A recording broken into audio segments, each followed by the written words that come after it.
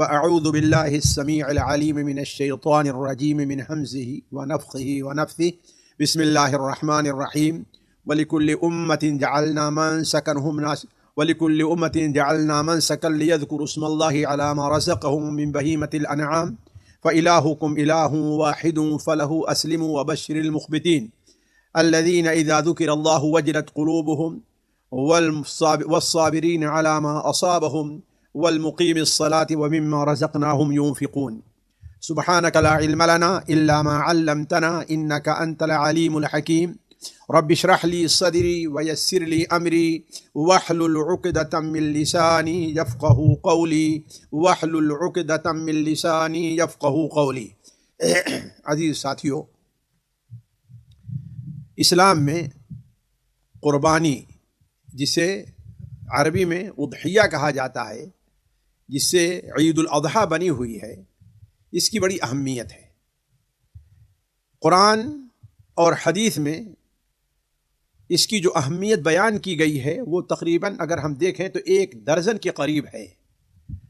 جو اس بات پر دلیل ہے کہ شریعت میں، اسلام میں قربانی کا بڑا اونچا مقام ہے، اس معنی میں کہ اس کے ماننے والے اس کو اپنائیں، اس کے ماننے والے اس پر عمل کریں اور ماننے والے اسے اپنا شعار بنا لیں۔ آج کی مجلس میں قربانی ہی سے متعلق چند باتیں آپ لوگوں کے سامنے رکھنی ہیں۔ ان میں سب سے پہلی بات تو یہ ہے کہ قربانی کی اہمیت کیا ہے۔ دیکھیے، قرآن اور حدیث کے اوپر اگر نظر رکھیں تو قربانی کی بڑی اہمیت ثابت ہوتی ہے،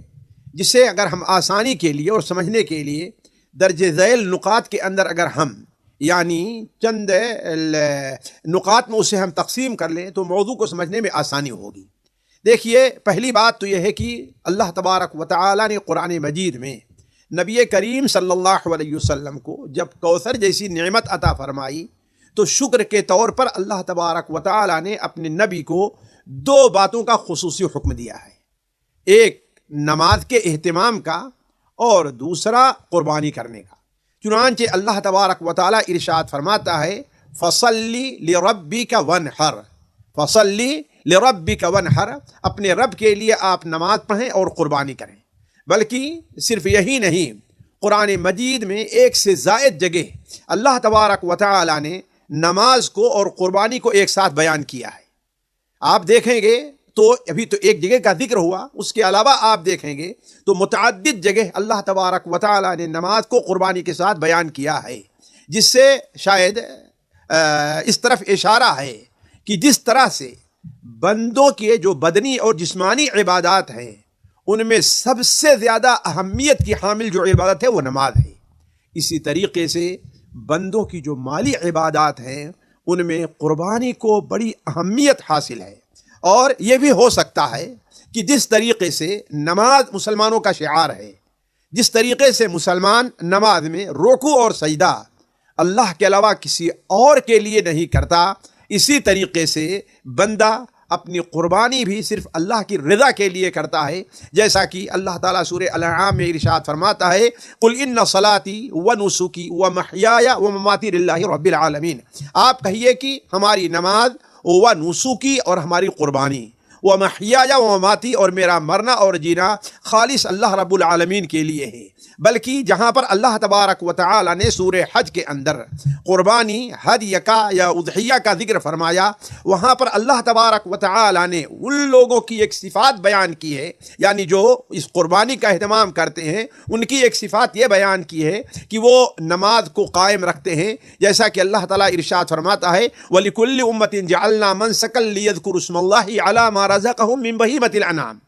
وَإِلَٰهُكُمْ إِلَٰهٌ وَاحِدٌ فَلَهُ أَسْلِمُوا وَبَشِّرِ الْمُخْبِتِينَ الَّذِينَ إِذَا ذُكِرَ اللَّهُ وَجِلَتْ قُلُوبُهُمْ وَالصَّابِرِينَ عَلَى مَا أَصَابَهُمْ وَالْمُقِيمِ الصَّلَاةَ وَمِمَّا رَزَقْنَاهُمْ يُنْفِقُونَ۔ اسی طریقے سے شاید اللہ تبارک و تعالی نے جو یہ اہمیت دی ہے نبی صلی اللہ علیہ قربانی کو جو اہمیت دی ہے اور نبی صلی اللہ علیہ وسلم کو جو حکم دیا ہے، اسی کا اثر تھا کہ نبی کریم صلی اللہ علیہ وسلم اپنی مدنی زندگی میں برابر قربانی کرتے رہے، کبھی قربانی کو چھوڑا نہیں، بلکہ یہی نہیں کہ آپ یہاں حضر میں ہیں، موجود ہیں تو، بلکہ اگر سفر پر بھی جانا رہا کرتا تھا تو آپ سفر میں بھی قربانی کیا کرتے تھے۔ اس سے قربانی کی اہمیت کا اندازہ لگائیں۔ حضرت عبداللہ ابن عمر رضی اللہ تعالیٰ عنہ کی روایت سنن ترمذی وغیرہ میں ہے کہ آپ صلی اللہ علیہ وسلم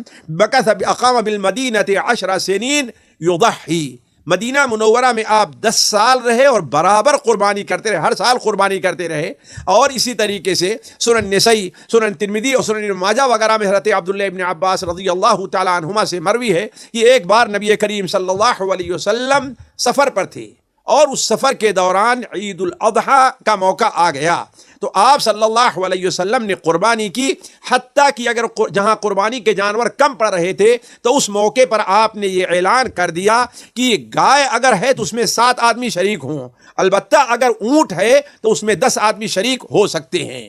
اور اسی طریقے سے ساتھیوں، مدینہ منورہ میں آپ صلی اللہ علیہ وسلم کی زندگی میں بہت سے مشکل گھڑیاں بھی آئی ہیں، خشک سالی اور معاشی طور پر مسلمان تنگی کے بھی شکار ہوئے ہیں، لیکن اس تنگی اور معاشی پریشانی کے باوجود بھی نبی کریم صلی اللہ علیہ وسلم نے صحابہ کرام کو قربانی کرنے کا حکم دیا اور آپ نے قربانی کیا۔ آج ہمارے یہاں جو لوگ آواز اٹھاتے ہیں کہ یہ سیلاب ہے، اس سال جو ہے زلزلہ آیا ہوا ہے، لہذا لوگ اپنی قربانی کرنے کے بجائے یہی پیسہ غریبوں میں تقسیم کر دیں، یہ وہ لوگ ہیں جن لوگوں نے قربانی کی اہمیت اور قربانی کے مقصد کو سمجھا نہیں ہے۔ وہ حدیث جو صحیح بخاری اور صحیح مسلم میں حضرت سلمہ ابن اکوع رضی اللہ تعالیٰ عنہ سے مروی ہے، وہ بیان کرتے ہیں سلمہ ابن اکوع کہ نبی کریم صلی اللہ علیہ وسلم نے اعلان فرمایا کہ تم میں سے جو آدمی قربانی کرے فلا یصبحن بعد 3 دن تک سے زیادہ اسے اپنے گھر کے اندر قربانی کا گوشت نہیں رکھنا چاہیے، بلکہ اسے غریبوں میں تقسیم کر دینا چاہیے۔ کیوں؟ اس لیے کہ اس سال جو ہے چونکہ بڑی خشک سالی تھی، مدینہ منورہ کے ارد گرد جو لوگ رہ رہے تھے تو بہت سے لوگ اس لالچ میں مدینہ منورہ آ گئے کہ مسلمان قربانی کریں گے تو ہمیں کھانے کے لیے گوشت ملے گا۔ تو آپ صلی اللہ علیہ وسلم نے اس موقع پر اعلان کر دیا تھا کوئی آدمی قربانی کا گوشت صرف 3 دن کھا سکتا ہے، اس کے بعد کے لیے ذخیرہ نہ کرے، بلکہ اس کے کیا کرے، وہ غریبوں میں تقسیم کر دے۔ اور آئندہ سال جب ہوا تو آپ صلی اللہ علیہ وسلم نے اعلان فرما دیا کہ تم کھاؤ اور ذخیرہ کرو اور لوگوں پر صدقہ بھی کرو۔ تو علی کل حال کہنے کا مقصد یہ ہے کہ مشکل سے مشکل گھڑی بھی آئی ہے اور آپ صلی اللہ علیہ وسلم نے قربانی کی ہے، قربانی کو چھوڑا نہیں ہے۔ اسی طریقے سے آپ یہ دیکھیں کہ قربانی کی اہمیت کے پیش نظر تاکہ لوگ قربانی کے اندر شریک ہو جائیں، ایک بار کی ضرورت کے تحت آپ صلی اللہ علیہ وسلم نے اونٹ کو بسا اوقات، عام حکم یہ ہے جیسا کہ آپ صلی اللہ علیہ وسلم کی حدیث صحیح مسلم وغیرہ میں حضرت جابر بن عبداللہ سے مروی ہے کہ صلح حدیبیہ کے موقع پر آپ صلی اللہ علیہ وسلم نے بیان فرما دیا تھا کہ ایک گائے میں یا ایک اونٹ میں لوگ 7 آدمی شریک ہو سکتے ہیں، جیسا کہ مشہور یہ ہے کہ ایک گائے یا ایک بھینس 7 لوگوں کی طرف سے ہوتی ہے، ایک اونٹ یا اونٹ 7 آدمی کی طرف سے ہوتا ہے۔ لیکن چونکہ ایک بار جانوروں کی تنگی ہو گئی، سفر میں لوگ تھے، پیسہ تھا ان کے پاس لیکن جانور نہیں مل رہے تھے، اس عید کے موقع پر آپ صلی اللہ علیہ وسلم نے ایسا کیا تاکہ جو لوگ جانور نہیں پا رہے ہیں وہ لوگ بھی شریک ہو جائیں۔ تو آپ صلی اللہ علیہ وسلم نے اجازت دی کہ گائے میں تو 7 ہی آدمی شریک ہوں، البتہ اونٹ کے اندر 10 آدمی، یعنی ایک اونٹ 10 آدمی کی طرف سے قربانی کے لیے کافی ہوگا۔ اسی طریقے سے آپ صلی اللہ علیہ وسلم کس قدر اہتمام کرتے تھے مشکل وقت میں، اس میں موقع پر آپ دیکھیے جیسا کہ یہ حدیث آپ صحیح بخاری اور صحیح مسلم میں حضرت برا ابن عازب کی روایت ہے، شاید وہ بیان کرتے ہیں کہ اللہ کے رسول صلی اللہ علیہ وسلم ایک بار آپ نے دیکھا کہ حضرت برا ابن عازب جو ماموں تھے انہوں نے اپنی قربانی عید کی نماز پڑھنے سے پہلے انہوں نے قربانی کر دی۔ تو آپ صلی اللہ علیہ وسلم نے کہا یہ گوشت کے لیے بکری ہے، یہ قربانی کی بکری نہیں ہے، قربانی کا مقام نہیں لے سکتی ہے۔ تو آپ صلی اللہ علیہ وسلم انہوں نے کہا اے اللہ کے رسول، اب میرے پاس تو کوئی جانور ہے نہیں، لیکن ایک میرے پاس جو جانور ہے بکری ہے جو 6 مہینے یا اس سے کم کی ہے، تو کیا اگر میں اس کی قربانی کرنا چاہوں تو میری قربانی ہو جائے گی؟ تو آپ صلی اللہ علیہ وسلم نے فرمایا ضحی بہا، تم اس کی قربانی کرو، لیکن تمہارے علاوہ کسی اور کے لیے ایسا کرنا جائز نہیں ہوگا، اس لیے کہ تم سے غلطی سے ایسا ہو گیا ہے۔ تو کہنے کا مطلب یہ ہے کہ ایک مشکل وقت آیا بھی کہ صحابی کے پاس جانور نہیں ہے، تو آپ نے انہیں ایسا جانور جو عام حالات میں قربانی اس کی نہیں کی جا سکتی ہے، آپ نے اس کی اجازت دے دی تاکہ قربانی کی جو سنت ہے وہ ادا ہو جائے۔ مجھے یاد آیا مسند احمد کے اندر اس سلسلے میں ایک واقعہ مروی ہے، جس واقعے کو امام ابن القیم رحمہ اللہ اپنی کتاب شاید اغاثۃ اللحفان میں ہے، اس میں ذکر کر کے اس سے مسائل کا استنباط کیا ہے۔ تو وہ حدیث میرے سامنے آئی کہ آپ صلی اللہ علیہ وسلم کے ایک صحابی ہیں، ایک صحابی ہیں جو قبیلے بنو سلمہ سے، سلمی اسی خاندان سے تھے۔ وہ بیان کرتے ہیں کہ ہم لوگ آپ صلی اللہ علیہ وسلم ہم آپ کے پاس تھے، اور ہم غریب قسم کے صحابہ صفہ میں رہتے تھے، اور ہمارا 7 آدمی کا ایک گروپ تھا۔ تو جب عید کا موقع آیا تو ہم میں سے ہر ایک نے ایک درہم دیا، اور 7 درہم کی ہم نے ایک موٹی تگڑی اور بڑی تندرست بکری ہم لے کر کے آئے، اور آپ صلی اللہ علیہ وسلم کے سامنے اس کا ذکر کیا کہ ہم میں سے ہر ایک کے پاس الگ الگ قربانی کرنے کی صلاحیت تو نہیں ہے۔ تو آپ صلی اللہ علیہ وسلم نے ارشاد فرمایا کہ اس جانور کو دیکھ کر کے کہ سب سے بہتر قربانی کا جانور وہ ہے جو بڑا مہنگا ہو اور بڑا تندرست ہو۔ تو تم لوگوں نے یہ مہنگا جانور اور تندرست جانور خریدا ہے، تو ایسا کرو، ایک آدمی ایک ٹانگ پکڑے، دوسرا آدمی 2 ٹانگ پکڑے، تیسرا آدمی آگے کی ایک ٹانگ پکڑے، چوتھا آدمی آگے کی ایک ٹانگ پکڑے، 4 ٹانگیں ہو گئی، ایک آدمی ایک سینگ پکڑے اور دوسرا آدمی ایک سینگ پکڑے، اس طریقے سے سب لوگ پکڑو اور 7واں آدمی اس کو ذبح کر دے، تو یہ جانور تم لوگوں کی طرف سے کافی ہوگا۔ تو بیان کرتے ہیں ہم نے ایسا ہی کیا، وَكَبَّرْنَا عَلَيْهَا جَمِيعًا، اور ہم نے اس کے اوپر جب بسم اللہ اللہ اکبر کہا ہے۔ تو کہنے کا عرض کرنے کا مقصد یہ ہے کہ اللہ کے رسول صلی اللہ علیہ وسلم نے ایسے موقع پر جو غریب اور مسکین لوگ ہیں ان کے پاس ایسا جانور ہر ایک کے پاس استطاعت نہیں تھی، لیکن قربانی کی اہمیت کے پیش نظر آپ صلی اللہ علیہ وسلم نے ان تمام لوگوں کو ایک طریقہ بتایا جس کے ذریعے سے وہ لوگ قربانی کی فضیلت میں شریک ہو سکتے ہیں۔ بلکہ اگر آپ دیکھیں نبی کریم صلی اللہ علیہ وسلم کا قربانی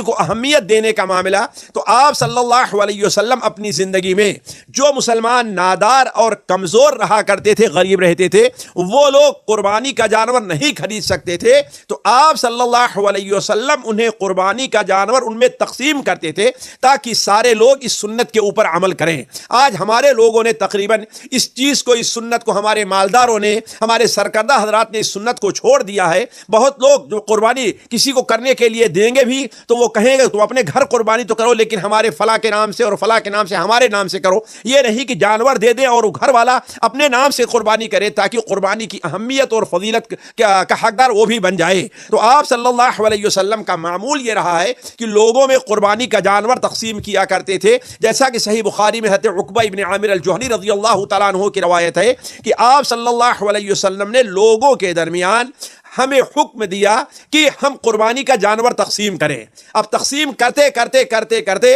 اب دیکھا کہ میرے لیے کوئی قربانی کا جانور مناسب نہیں رہ گیا ہے، یہاں تک کہ ایک ایسا جانور تھا جو زدع تھا، یعنی ابھی 6 ہی مہینے یا اس سے کم کا تھا، جس کی قربانی نہیں ہو سکتی تھی۔ تو آپ صلی اللہ علیہ وسلم نے ہمیں حکم دیا، ضحی بہا، چلو تم اس کی قربانی کرو۔ تو کہنے کا مطلب یہ ہے کہ آپ صلی اللہ علیہ وسلم اسی اہمیت کے پیش نظر قربانی کا مال جانور لوگوں میں تقسیم ہی کیا کرتے تھے، بلکہ آپ صلی اللہ علیہ وسلم کا معاملہ یہ تھا کہ آپ صلی اللہ علیہ وسلم ان لوگوں کو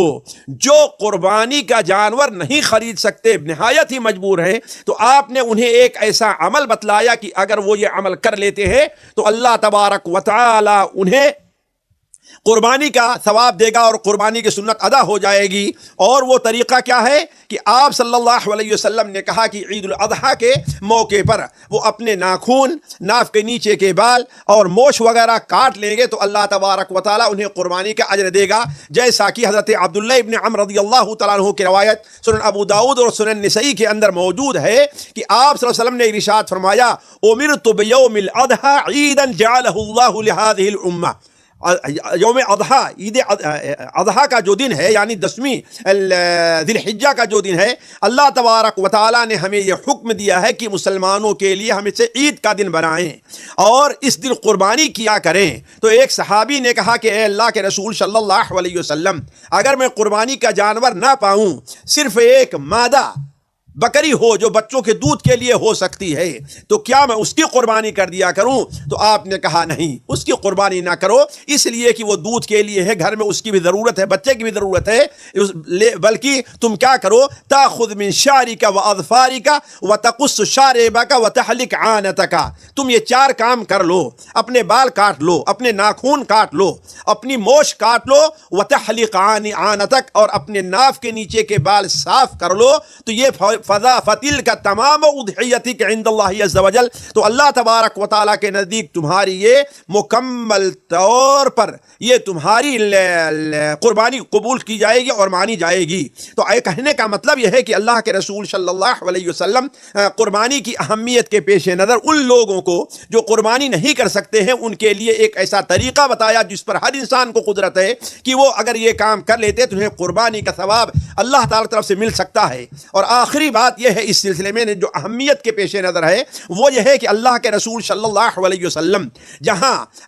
قربانی کی اہمیت کے پیش نظر قربانی کے جو جانور ہیں ان کے اوصاف بیان کرتے تھے، عیب دار جانوروں کی قربانی سے منع کرتے، اور خود اپنے لیے آپ صلی اللہ علیہ وسلم خوبصورت سے خوبصورت اور اچھے سے اچھے جانور کا انتخاب کرتے، جیسا کہ انس بن مالک رضی اللہ تعالیٰ عنہ کی حدیث صحیح بخاری اور صحیح مسلم میں ہے کہ اللہ کے رسول صلی اللہ علیہ وسلم یضحی بکبشین املحین اقرنین ویضع رجلہ علی صفحتہما ویذبح ما بیدہ، یعنی آپ صلی اللہ علیہ وسلم 2 دمبے، کیسے دمبے جو چتکبرے خوبصورت ہوتے، سینگ والے ہوتے، ان کا انتخاب کرتے تھے اپنے لیے، اور جب ذبح کرنا ہوتا تو اس کے گردن کے اوپر اپنا پیر رکھتے اور اپنے ہاتھ سے ذبح کرتے۔ تو کہنے کا مطلب یہ ہے کہ اسلام کے اندر ساتھیوں قربانی کی بڑی اہمیت ہے، جن میں سے چند باتیں آپ کے سامنے رکھی گئیں، اور یہ باتیں ہم نے اس لیے رکھا ہے کہ عموماً جب قربانی کا ذکر ہوا کرتا ہے تو لوگ قربانی کی فضیلت سے متعلق کہہ دیتے ہیں کہ قربانی کی فضیلت میں کوئی صحیح حدیث وارد نہیں ہے، تو ان کی بات جہاں ایک حد تک صحیح ہے کہ قربانی کی فضیلت میں کوئی صحیح حدیث ایسی وارد نہیں ہے جس حدیث کے اوپر کلام نہ ہو، لیکن اس سے قربانی کی اہمیت کم نہیں ہوتی ہے، بلکہ قربانی کی اہمیت کے لیے یہی اتنا کافی ہے کہ ہم نے 10 نکات آپ کے سامنے رکھے جس سے قربانی کی اہمیت کا پتہ چلتا ہے۔ تو علی کل حال یہ تو معاملہ تھا قربانی کی اہمیت سے متعلق۔ دوسری بات ہمیں آپ کے سامنے جو رکھنی ہے وہ قربانی کی شرطیں ہیں، یعنی اگر کوئی آدمی قربانی کرنا چاہتا ہے تو قربانی کرنے والے کے لیے کیا شرط ہے اور قربانی کے جانور کے لیے کیا شرط ہے، یہ 2 باتیں ہیں جس کو سامنے رکھنا چاہیے۔ اور تیسری بات اور آپ کے سامنے ہم رکھتے ہیں وہ یہ ہے کہ قربانی کرنے کے آداب کیا ہیں۔ تو جہاں تک قربانی کے جانور سے متعلق شرطوں کا تعلق ہے، اس کی سب سے پہلی شرط یہ ہے کہ وہ بہیمۃ الانعام میں ہو، یعنی بہیمۃ الانعام کا معنی ہے وہ چوپائے جو پالے جاتے ہیں، اور اس کی تفصیل اگر آپ دیکھیں تو اس کی تفصیل سورہ الانعام کے اندر جو موجود ہے، علماء نے اسی پر اپنے اس کی بنیاد رکھی ہے کہ بہیمۃ الانعام کے اندر یہ چیزیں داخل ہیں، اور وہ کیا ہے 8 ازواج من الضأن 2 ومن المعز 2، جیسا کہ آگے آ رہا ہے۔ تو اللہ تبارک و تعالی نے قربانی کے جانور کے لیے بہیمۃ الانعام کی شرط لگائی ہے۔ اللہ تعالیٰ ارشاد فرماتا ہے وَلِكُلِّ أُمَّةٍ جَعَلْنَا مَنْسَكًا لِيَذْكُرُوا اسْمَ اللَّهِ عَلَى مَا رَزَقَهُم مِّن بَهِيمَةِ الْأَنْعَامِ، ہم نے ہر امت کے لیے ایک منسک، ایک عبادت کا، ایک قربانی کا وقت متعین کیا ہے، تاکہ اس دن اللہ تبارک و تعالی نے جو بہیمۃ الانعام کی نعمت ان کو عطا کی ہے، جو چوپائے ان کو عطا کیے ہیں، ان کو اللہ تعالیٰ کے ان پر اللہ تعالیٰ کا نام لے، یعنی انہیں ذبح کریں۔ اور یہ جیسا کہ معلوم ہے وہ اونٹ ہے، گائے ہے، بھیڑ ہے اور بکری ہے، یہ 4 ہیں۔ اونٹ، گائے، بھیڑ اور بکری، انہیں میں یہ 4 ہیں۔ اور تمام علماء لغت نے ایک بات یہ بھی لکھی ہے کہ جو بھینس ہے وہ گائے کی قسم سے ہے، کوئی ایسا لغوی ہم کو نہیں ملا جس نے گائے کو بھینس کو گائے سے الگ کر کے بیان کیا ہو. اس لیے جو عموماً جمہور کبیر علماء اسی طرف گئے ہیں کہ بھینس کا حکم بھی گائے کا ہے. میں اس طرف تفصیل میں نہیں جانا چاہتا. تو دوسری شرط یہ ہے جانور کی، پہلی شرط یہ ہے کہ بہیمۃ الانعام میں ہو، اور دوسری شرط یہ ہے کہ وہ خاص عمر کو پہنچ جائے. یہ نہیں کہ کوئی بھی چھوٹا بڑا جانور اٹھا کر ذبح کر دیا جائے، نہیں، بلکہ ایک خاص عمر کو اس کو پہنچنا چاہیے. اور وہ عمر کیا ہے؟ اللہ کے رسول نے ارشاد فرمایا لا تذبحوا الا مسنہ، تم اسی جانور کو ذبح کرو جو مسنہ ہو، جو جانور مسنہ ہو. یہ حدیث صحیح مسلم کے حضرت جابر بن عبداللہ سے مروی ہے. مسنہ جانور عموماً وہ ہوا کرتا ہے جس کے سامنے کے جو دو دانت آ گئے ہوں، یہ ہے اصل میں مسنہ. لیکن زیادہ تر علماء اس طرف گئے ہوئے ہیں کہ مسنہ سے مراد وہ جانور ہے جو سال بھر کا ہو یا اس سے پورا ہو گیا ہو، اور یہ بکری کے لیے ہے. البتہ گائے اور اونٹ کے لیے جو ہے وہ 5 سال یا 2 سال یا 2 سال جیسے گائے کے لیے اور 5 سال اونٹ کے لیے ہے، لیکن بکری کے لیے سال بھر ہے. البتہ حدیث کے ظاہر سے پتہ چلتا ہے کہ اللہ کے رسول صلی اللہ علیہ وسلم مسنہ کی شرط لگائی ہے. اسی طریقے سے بھیڑ اگر ہے، یعنی بکری ہے تو 1 سال یا ایسی ہو کہ اس کے دانت آ گئے ہوں، گائے ہے تو 2 سال کی یا اس کے دانت آ گئے ہوں، اور اونٹ ہے تو 5 سال کا یا اس کے دانت آ گئے ہوں، یہ ہے. البتہ جو دمبا ہوا کرتا ہے بھیڑ، بہت سی حدیثوں سے پتہ چلتا ہے کہ اگر وہ 6 مہینے سے زیادہ کا ہے تو اس کی قربانی ہو سکتی ہے. جیسا کہ سنن ابو داؤد میں حضرت مجاشر رضی اللہ تعالیٰ عنہ سے مروی ہے کہ نبی کریم صلی اللہ علیہ وسلم نے ارشاد فرمایا ان الجذع یوفی منہ الثنی، یعنی جو جذع ہوا کرتا ہے، جو جذع ہوا کرتا ہے اس میں وہ برابر ہو جائے کس کے، جو ثنی جو پایا جا رہا ہے اس کے، یعنی جو سال بھر کا ہے. اسی طریقے سے ایک دوسری حدیث سنن ترمذی میں ہے نعم الاضحیۃ الجذع من الضان،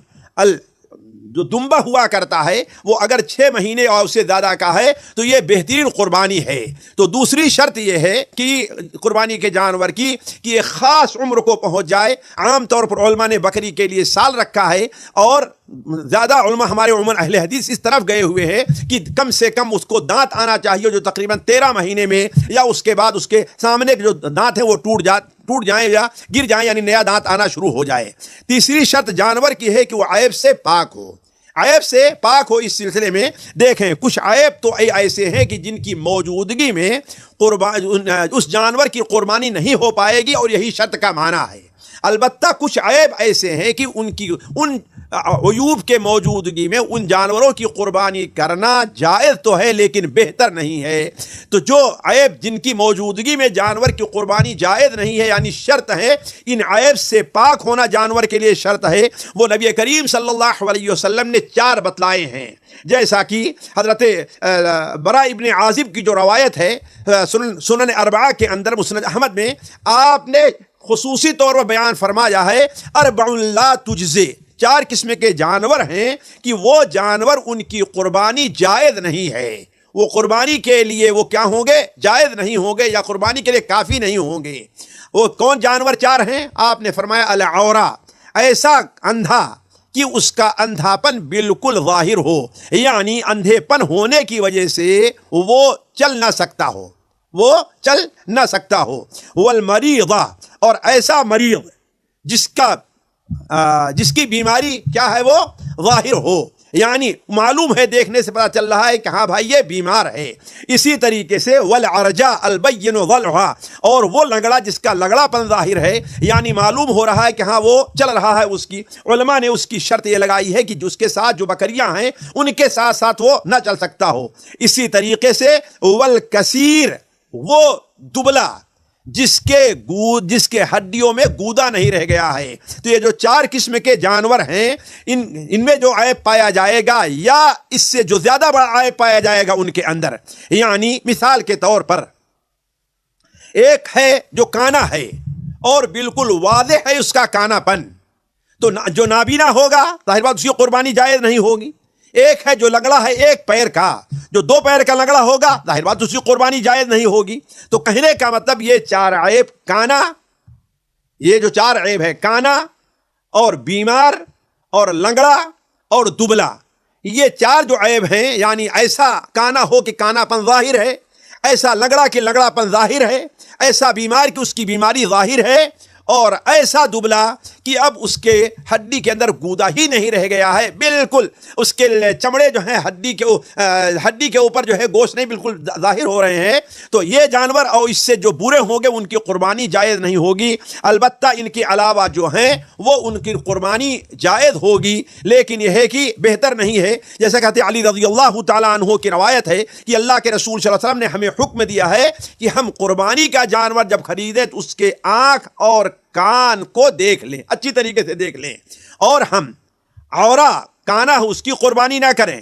مقابلہ جس کا کان سامنے سے کٹا اس کی قربانی نہ کریں، جس کا کان پیچھے سے کٹا اس کی قربانی نہ کریں، جس کا کان پھٹا ہوا اس کی قربانی نہ کریں، اور جس کے کان میں سوراخ ہے ایسا بڑا اس کی قربانی نہ کریں۔ تو ان عیوب کی موجودگی میں قربانی اگرچہ ہو جائے گی لیکن قربانی کرنا بہتر نہیں ہوگا۔ چوتھی شرط جانور کے لیے ہے کہ وہ جانور قربانی کرنے والے کی ملکیت ہو۔ اگر جانور قربانی کرنے والے کی ملکیت نہیں ہے تو اس کی قربانی نہیں کی جائے گی۔ کیوں؟ اس لیے کہ جو چیز آپ کی ملکیت میں ہے نہیں ہے اسے آپ کسی کو دیں، اسے آپ بیچیں، اسے آپ کھائیں، اس سے آپ صدقہ کریں تو اس کا کوئی بھی اجر آپ کو ملنے والا نہیں ہے۔ جیسا کہ نبی کریم صلی اللہ علیہ وسلم کی وہ حدیث جو صحیح ابن خزیمہ، صحیح ابن حبان اور مستدرک حاکم وغیرہ میں حضرت ابو ہریرہ سے مروی ہے کہ آپ صلی اللہ علیہ وسلم نے ارشاد فرمایا، اگر تم اپنے مال کی زکوٰۃ دو گے تو اللہ تعالیٰ تمہارے مال کی زکوٰۃ قبول کرے گا اور ادا ہو جائے گا، لیکن جس شخص نے حرام مال اکٹھا کیا ہے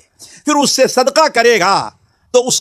پر کوئی اجر ملنے والا نہیں ہے بلکہ اس پر گناہ ہوگا۔ تو اس حدیث کو سامنے رکھیں تو معلوم یہ ہوا کہ جو جانور آپ کا نہیں ہے اس کو آپ ذبح کریں تو نہ یہ کہ آپ کی قربانی نہیں ہوگی بلکہ آپ کو گناہ ہوگا۔ قربانی کے جانور کی یہ شرطیں ہیں، جو 4 شرطیں ہم نے آپ کے سامنے رکھی۔ البتہ قربانی کرنے والے کے لیے کیا شرط ہے؟ پہلی شرط یہ ہے کہ قربانی جو انسان کر رہا ہے، قربانی جو کر رہا ہے تو قربانی کرتے وقت یا اس کی طرف سے کی جا رہی ہے تو اس کی نیت کی جائے۔ اللہ تعالیٰ فرماتا ہے انما الاعمال بالنیات۔ اسی طریقے سے قربانی کو جو ذبح کیا جائے وہ قربانی کے وقت میں ذبح ہو، یعنی شرعی طور پر جو قربانی کا وقت ہے اس وقت میں ذبح کیا جائے۔ اگر اس وقت سے الگ ہٹ کر ذبح کیا جا رہا ہے تو وہ قربانی ادا نہیں ہوگی۔ اور وہ قربانی کا جو وقت ہے وہ عید کی نماز یعنی بقرعید کی نماز کے بعد سے اگر پہلے ہوئی تو قربانی نہیں ہوگی، اور 13ویں ذی الحجہ کے سورج ڈوبنے تک ہے قربانی۔ یہ ہے 4 دن ہے گویا کی، عید کی نماز پڑھ لینے کے بعد سے کب؟ سورج 13ویں تاریخ کو سورج ڈوبنے تک، یہ چیز ہے، یہ اس کا وقت ہے۔ اس وقت میں جس کی قربانی ہوگی اس کی قربانی قبول کی جائے گی، اور جس کی قربانی نہیں جو قربانی اس سے پہلے یا اس کے بعد ہوئی تو قربانی قبول نہیں ہوگی۔ جیسا کہ صحیح بخاری اور صحیح مسلم براء ابن عازب کی روایت ہے کہ آپ صلی اللہ علیہ وسلم نے ارشاد فرمایا ان اول ما نبدأ به فی یومنا هذا ان نصلی،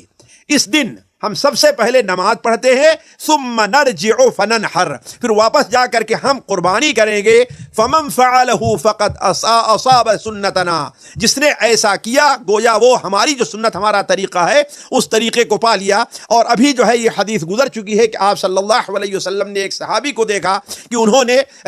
اپنی قربانی کا جانور آپ کی نماز کے پہلے کر دیا تو آپ نے انہیں دوبارہ قربانی کرنے کا حکم دیا ہے۔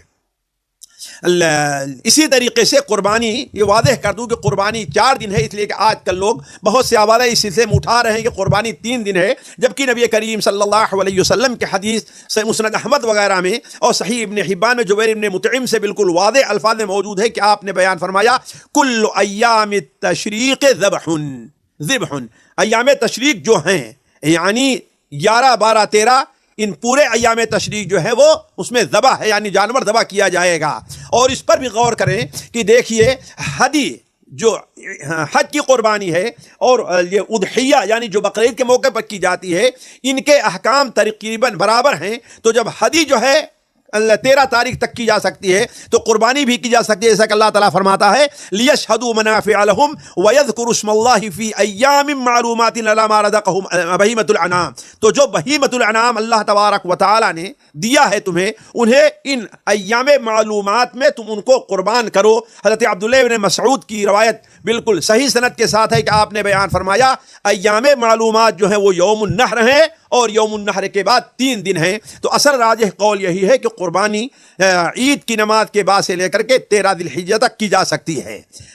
اس کے بعد ہم آتے ہیں ذبح کی شرط کیا ہے. جو جانور ذبح کیا جائے گا تو ذبح کرنے کی شرط کیا ہے؟ پہلی شرط یہ ہے کہ ذبح جو کیا جائے وہ بسم اللہ کہہ کر کے ذبح کیا جائے. اگر کوئی جانور ذبح کرتے ہوئے بسم اللہ نہیں کہا جاتا ہے تو وہ جانور حلال نہیں ہوگا. نبی کریم صلی اللہ علیہ وسلم نے بڑے واضح طور بیان فرمایا ما انہر الدم وذکر اسم اللہ علیہ فکلوا. جس سے خون بہایا جائے یعنی جانور اس کا خون بہے اور اس پر اللہ کا نام لیا جائے یعنی بسم اللہ کہہ کے اس کو ذبح کیا جائے تو اسے تم لوگ کھاؤ. جیسا کہ اللہ قرآن مجید میں ارشاد فرماتا ہے فکلوا مما ذکر اسم اللہ علیہ. وہ جانور جس پر اللہ تعالیٰ کا نام لیا اسے تم کھاؤ. دوسری شرط یہ ہے کہ خون بہ جائے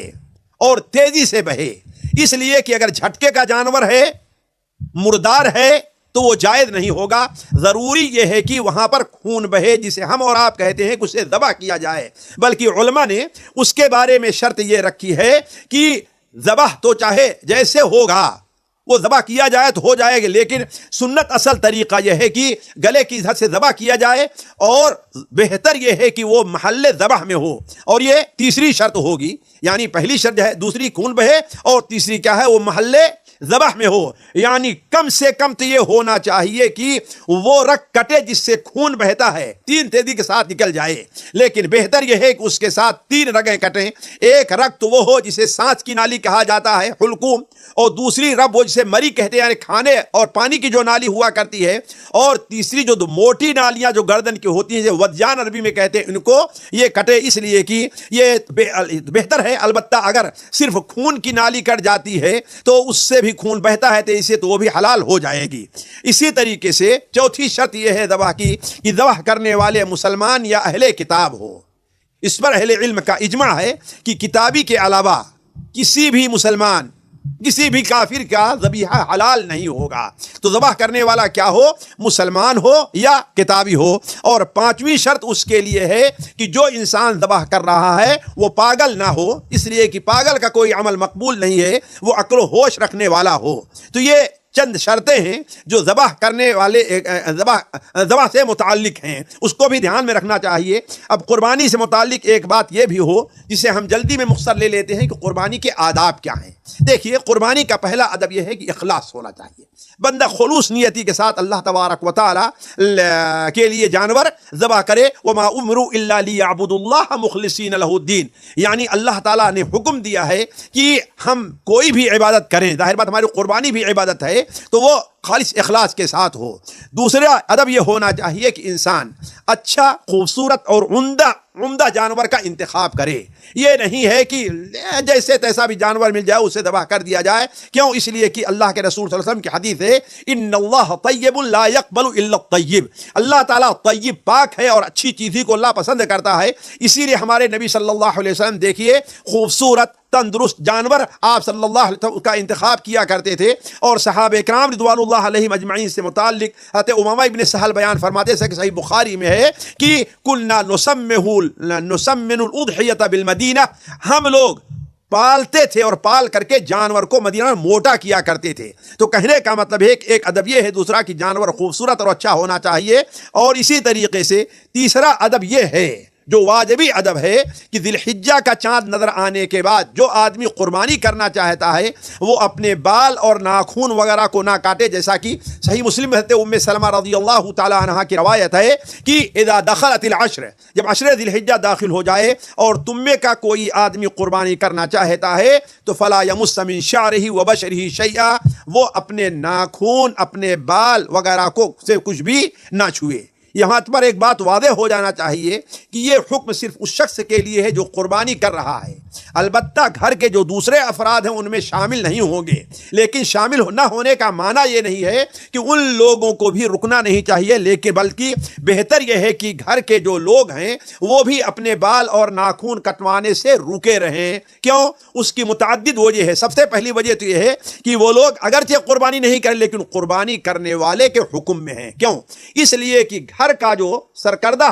شخص ہے اگر وہ قربانی کرتا ہے تو پورے گھر والوں کی طرف سے ہو جائے گی. دوسری چیز یہ ہے کہ حضرت عبداللہ ابن عمر رضی اللہ تعالی عنہ نے ایک بار جیسا کہ مصنف ابن ابی شیبہ میں صحیح سند کے ساتھ مروی ہے کہ انہوں نے ایک عورت کو دیکھا کہ عشرہ ذی الحجہ میں وہ اپنے بچے کا بال کاٹ رہی ہے. تو حضرت عبداللہ ابن عمر رضی اللہ تعالیٰ عنہ نے اس سے کہا لو اخرتی ہے الی یوم النحر کان احسن، اگر اس کے بال کے کاٹنے کو تو یوم النحر تک مؤخر کر دیتی تو یہ بہتر ہوتا۔ اسی طریقے سے امام ابن سیری رحمہ اللہ کا اثر امام ابن حزم نے محلہ میں صحیح سند کے ساتھ نقل کیا ہے کہ عشرے ذی الحجہ کے موقع پر وہ اپنے بچوں کے بال اور ناخن وغیرہ نہیں ترشواتے تھے، اس کو پسند نہیں کرتے تھے۔ تو کہنے کا مطلب یہ ہے کہ اگرچہ گھر کے وہ افراد جو قربانی نہیں کر رہے ہیں اگر وہ لوگ بھی رکے رہیں تو یہی بہتر ہے۔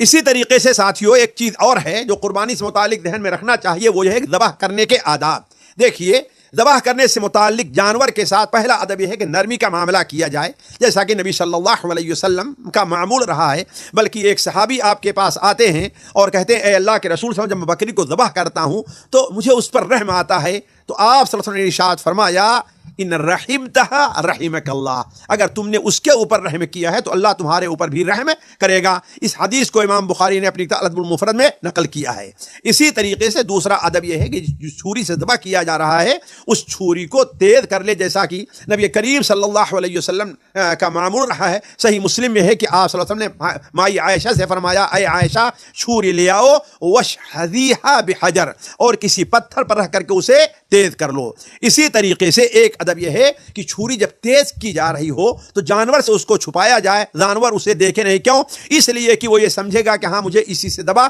کیا جائے گا، اور جانوروں کو اللہ تعالیٰ نے احساس دیا ہے، جیسا کہ امام طبرانی رحمہ اللہ اپنی کتاب طبرانی کبیر اور اوسط میں حضرت عبداللہ ابن عباس رضی اللہ تعالیٰ عنہ سے نقل کرتے ہیں کہ آپ صلی اللہ علیہ وسلم نے ایک شخص کو دیکھا بکری کو پچھاڑے ہوئے ہے، اس کے اوپر اپنا پیر رکھے ہوئے ہے اور چھری کو تیز کر رہا ہے۔ تو آپ نے فرمایا اس کو چھری کو ایسا کرنے سے پہلے تم نے تیز کیوں نہیں کر لیا تھا؟ اسی طریقے سے ذبح کا ایک ادب یہ ہے کہ انسان خود اپنے ہاتھ سے ذبح کرے، جیسا کہ نبی کریم صلی اللہ علیہ وسلم کی سنت رہی ہے کہ آپ نے فذبحہما بیدہ، آپ نے وہ جو جانور ذبح کرتے تھے اس کو اپنے ہاتھ سے ذبح کیا ہے، اور اگر خود ذبح نہیں کرتا تو وہاں بہتر یہ ہے کہ انسان موجود رہے۔ اسی طریقے سے مسنون کاموں میں ایک کام یہ ہے کہ صرف بسم اللہ کر کے نہیں بلکہ بسم اللہ اللہ اکبر، یعنی واجب اور شرط صرف بسم اللہ کہنا ہے، لیکن نبی کریم صلی اللہ علیہ وسلم کی سنت یہ ہے کہ وہ سما و کبر، آپ نے اللہ اکبر کہا اور بسم اللہ اللہ اکبر کہا، جیسا کہ صحیح بخاری میں حضرت انس بن مالک کی روایت ہے۔ اسی طریقے سے ذبح کرنے سے پہلے یہ ذکر پڑھنا چاہیے کہ انی وجہت وجہ الذی فطر السماوات والارض علی ملۃ ابراہیم حنیفا وما انا من المشرکین ان صلاتي ونسكي ومحیاي ومماتي للہ رب العالمین لا شریک لہ وبذلک امرت وانا اول المسلمین، اور پھر اس کے بعد دعا کرے اللہم منک ولک وعن امت محمد وعن محمد و امتہ، یعنی کہنے کا مطلب یہ ہے کہ ذبح کرتے وقت ذکر کرے اور پھر اس کے بعد دعا پڑھے، یہ بھی ادب میں داخل ہے۔ اسی طریقے سے قربانی کے ایک ادب میں یہ بھی داخل ہے کہ انسان قربانی کا گوشت کھائے، قربانی کا گوشت کھائے، جیسا قرآن مجید میں حکم ہے فَكُلُوا مِنْهَا وَأَطْعِمُوا الْبَائِسَ الْفَقِيرَ، اور اس کے بعد کا ایک ادب یہ ہے کہ قربانی کا گوشت کھائے بھی اور قربانی کا گوشت صدقہ کرے۔ اور آخر میں یہ ہونا چاہیے کہ جو شخص قربانی کر رہا ہے اللہ تبارک و تعالیٰ سے دعا بھی کرتا رہے کہ اللہ تبارک و تعالیٰ اس کی قربانی قبول فرمائے، ورنہ بغیر قربانی کے قبول کیے اللہ کے قبول کیے ہوئے قربانی کی کوئی اہمیت نہیں رہ جاتی۔ اللہ تبارک و تعالیٰ سے دعا ہے کہ اللہ تعالیٰ ہمیں اور آپ کو اس اسلامی شعیرے کے اوپر اس کے آداب و شرائط پر عمل کرنے کی توفیق عطا فرمائے۔ والسلام علیکم ورحمۃ اللہ وبرکاتہ۔ ہمارے علمی اور عوامی دروس اور سوال و جواب کی مجلسوں سے آپ خود بھی مستفید ہوں اور اپنے دوست و احباب کے ساتھ بھی شیئر کریں۔ عین ممکن ہے کہ آپ کے شیئر سے کسی کی اصلاح اور آپ کے لیے صدقہ جاریہ بن جائے۔ واٹس ایپ پر اسلامک میسج حاصل کرنے کے لیے نمبر نوٹ فرمائیں: یعقوب عزیز 00966 5089 59 واٹس ایپ سوال جواب گروپ میں ایڈ ہونے کے لیے نمبر نوٹ فرمائیں: عبدالسلام عمری 00966 502627 نمبر بھیجتے ہوئے نام اور پتہ ضرور لکھیں۔ اسی طرح ہمارے یوٹیوب چینل اسلامی دعویٰ کو ضرور سبسکرائب کریں تاکہ ہماری ہر نئی اور اہم ویڈیو کی اطلاع آپ کو فوری حاصل ہو جائے۔ تمام دروس، مقالات اور سوال جواب سیریز کے لیے ہماری مشہور ویب سائٹ www.islamidawah.com کا مشاہدہ کرتے رہیں۔ السلام علیکم ورحمۃ اللہ وبرکاتہ۔